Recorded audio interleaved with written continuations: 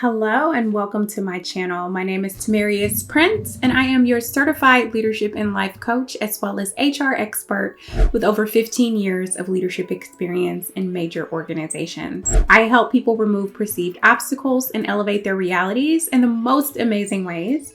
And today we're going to discuss time management and productivity tips for busy women, particularly busy or working moms. So stick around and we'll talk a bit about how to be effective, how to be efficient, and how to be productive. So again, I am a mother. I am a mother of two beautiful children who are younger, under 5 years old, and I absolutely love it. But it is a big commitment. It is a lot to do, especially when you are a working professional, you are an entrepreneur, you have a home, you have a spouse, you have other commitments as well as taking care of yourself.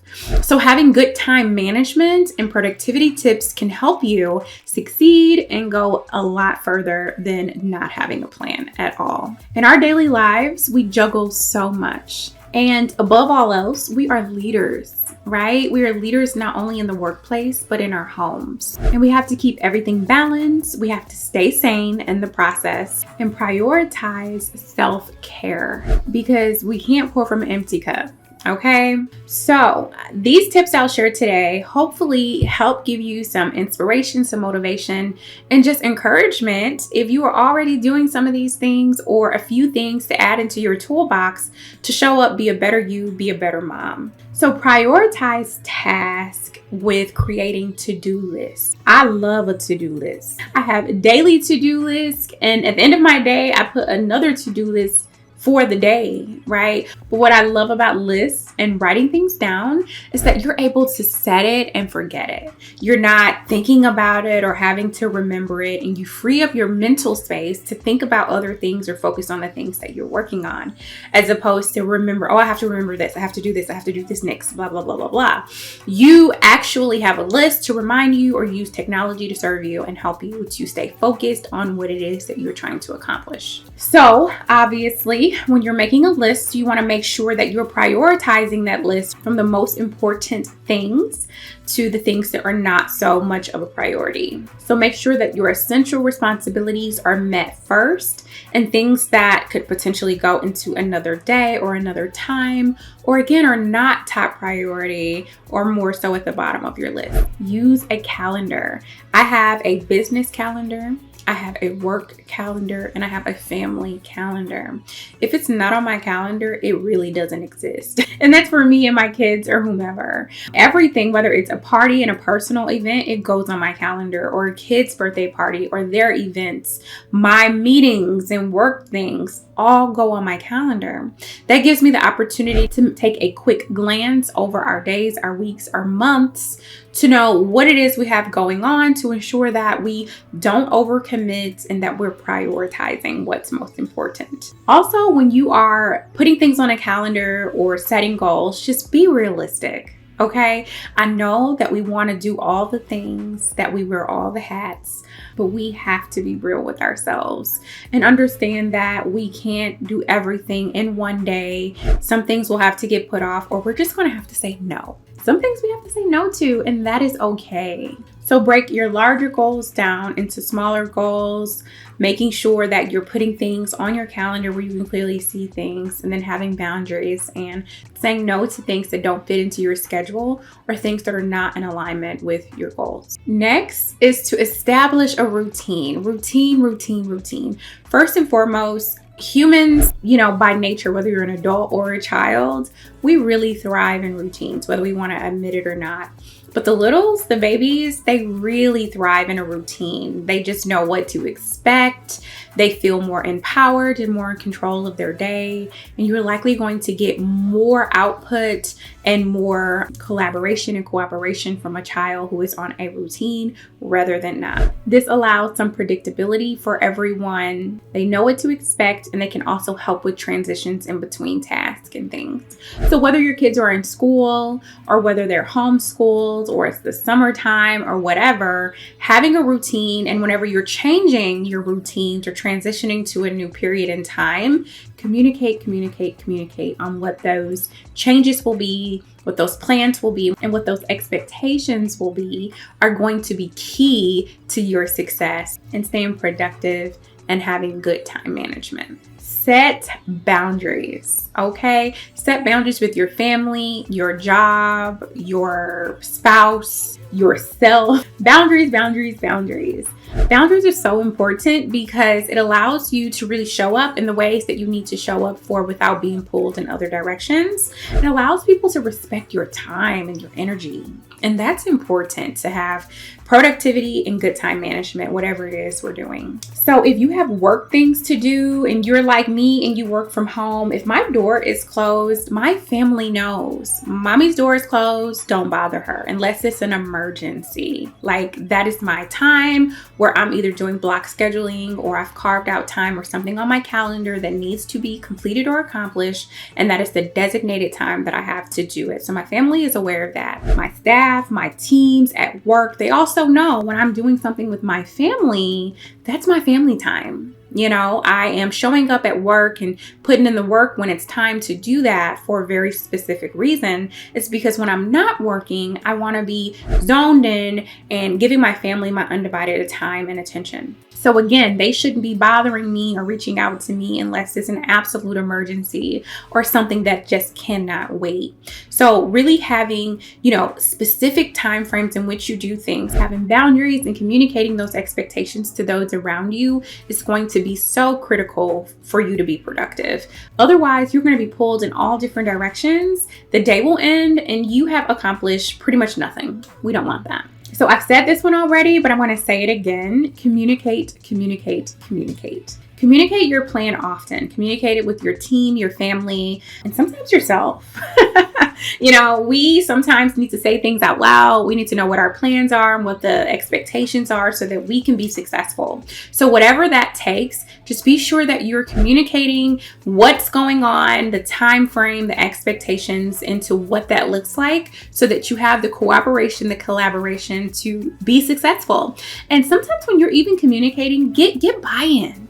Ask for feedback, even if your kids are little. I have small children who are 2 and 5 right now. When I'm making a plan, I'm like, okay, this is what we're planning to do. Are you okay with that? Right? And if they're not, I encourage them to give me feedback or suggestions. Sometimes I'll give them times or opportunity to make choices and decisions within the plan so that they feel empowered, that they've been a part of implementing a new plan and that they're part of the story. They're part of the success. They're part of getting this done. And they love that. And sometimes it's as simple as asking, what do you want for breakfast? Do you want cereal or oatmeal? Just giving them choices, empowering them, communicating with them.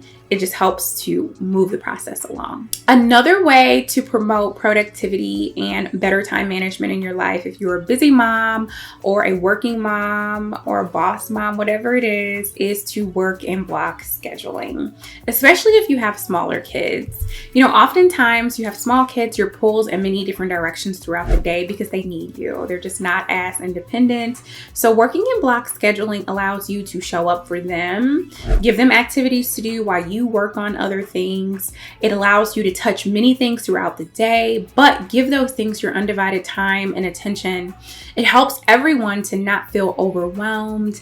And then a lot of times, if you're using spurts of energy and time to focus on tasks, you are being a lot more effective and more productive and bringing forth better ideas as opposed to just grinding out and working on something for long periods of time. So I love block scheduling for me and my family for this reason. I'm also a homeschool mom. I'm not sure if I mentioned that. So there's times where, I'll work on a lesson with them for 15, 20 minutes and we can get through a lot in that short period of time. And then I might send them off on the next block schedule to work on something independent to implement what they learned while I take a call or do something else.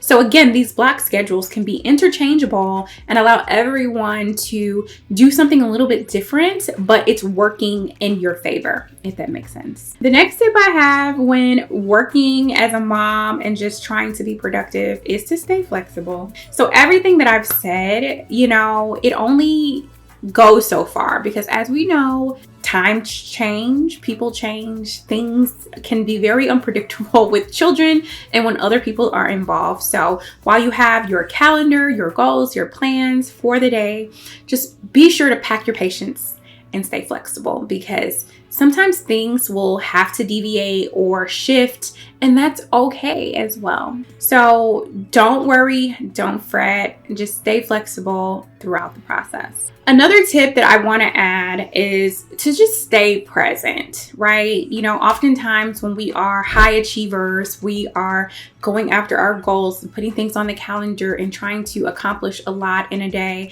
And I think all of those things are amazing. But at the end of the day, our number one responsibility is showing up for ourselves and showing up for our children. That's really it. Those other things are very important because they feed into the bigger picture. So staying present with your children is so important because they'll never be that little again, right? Connect with them throughout the day. Talk to them, capture moments, take pictures, take a quick break to go out and walk or go out and do something, but just be sure to carve out significant time to be with your children, to be present, to get to know them, to hear from them, because again, that's our number one job. Even though we wear many hats and do all the other things, being able to show up for our children is very important. All right, delegate and outsource. This one is amazing because it's been a game changer for me. You know, we often think that we have to do everything. We have to clean the house. We have to cook the meals. We have to grocery shop. We have to do this and this and that. We don't. I'm going to tell you now, you do not have to do everything. And if you have the expectation to do everything, you are going to derail your own success and drive yourself crazy. Or you're just going to be tired. We have all the things that we have on our plates. We juggle a lot. So if you can use Instacart to order your groceries instead of using that hour to run to the grocery store, do it. If you can hire a lawn care service to cut your grass instead of going out in the yard, do it. Even if it's not something that's consistent, if you have a busy week or a busy month and that's going to save you some time, it is okay to buy back your time. I've had to learn that the hard way, but when I tell you I've hired help, you know, whether it's a nanny to help out where I know I have reliable childcare if I need to do certain things to support my family, whether it's having a house cleaner come over to clean my home so that I'm not worried about keeping up with the kids, homeschooling, running my business, working and doing all the things while sustaining my home. You know, those things bring you a peace of mind. They bring you comfort. And oftentimes we don't do it because it's a trust thing, it's a control thing, or maybe an expense thing. But if you really sit down and do your research, you will feel empowered. You will realize that it's not as expensive as you probably thought. And when you get to know someone, you know, you will be very glad to pass the torch and allow them to do it, right? And that also includes work. So if you have things going on at work, right, it's okay to ask for help or to delegate a task or ask for an extension if you need it. I think sometimes we have these high expectations to do all of the things, and I think that's great, but it's okay to know when to push back or ask for more support to get something completed. All right, a few other tips that have been instrumental in helping me to stay productive and have great time management as a busy mom have been meal prepping and planning for my family. So a lot of times we have decision fatigue. We're doing a lot of things and we're constantly making decisions throughout the day, which leaves us feeling overwhelmed and drained and tired. If you can minimize a lot of those decisions or make them in advance, you're going to free up your mental capacity to focus on things every day.